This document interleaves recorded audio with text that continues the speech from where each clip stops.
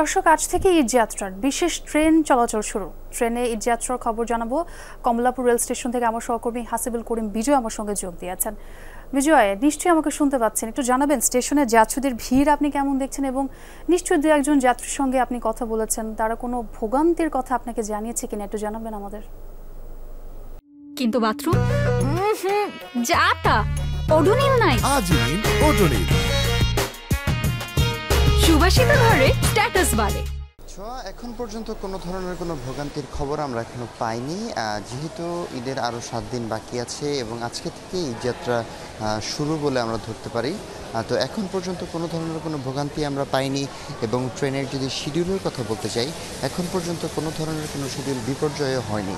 আমি যদি বলতে চাই, সকাল 6টা থেকে আজকে আন্তনগর ট্রেনগুলি চালু হয়েছে এবং সকাল 6টায় কিন্তু ঢাকা থেকে রাজশাহীগামী যে ট্রেনটি রয়েছে সেই ট্রেনটি ঢাকা থেকে রাজশাহীর উদ্দেশ্যে রওনা হয়েছে এবং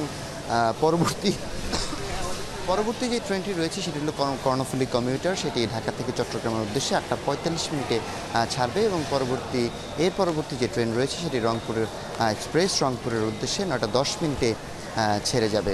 তো সব কিছু মিলিয়ে যেমনটি দেখতে পাচ্ছি যে যারা আসলে বাড়ি যাওয়ার উদ্দেশ্যে কমলাপুর রেল স্টেশনে আসছে তারা কিন্তু খুব স্বাচ্ছন্দ্যেই আসলে আসতে পারছে এবং বেশিরভাগ মানুষজনই কিন্তু অনলাইনের মাধ্যমে টিকিট কেটেছে।